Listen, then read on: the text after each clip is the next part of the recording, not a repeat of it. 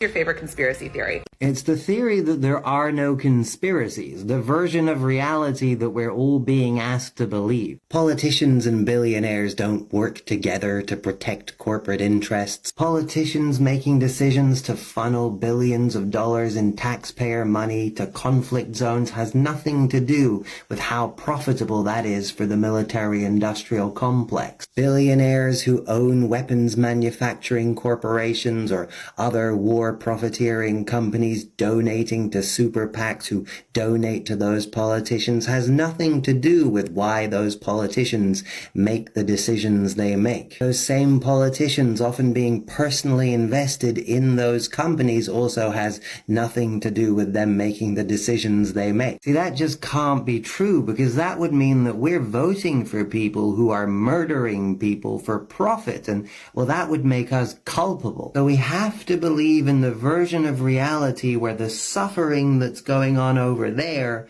has nothing to do with the profiting that's going on over here. Resource-wealthy developing nations constantly being destabilized and taken over by corrupt leaders willing to play ball with Western corporations at the expense of their own people is also a coincidence. That's just corruption happening over there. That has nothing to do with the West. The fact that Western corporations are the ones profiting the most from those circumstances doesn't mean that those Western corporations are actually actively doing anything to help create those circumstances. The fact that the worst times always end up being the best times for the richest people is also a coincidence. Financial crashes and pandemics always seeming to lead to situations where the wealthiest people among us end up doubling their net worth is a complete coincidence, and the fact that it keeps happening that way doesn't indicate any sort of discernible pattern. There is no conspiracy. That's my favorite conspiracy theory. The powerful people aren't working together to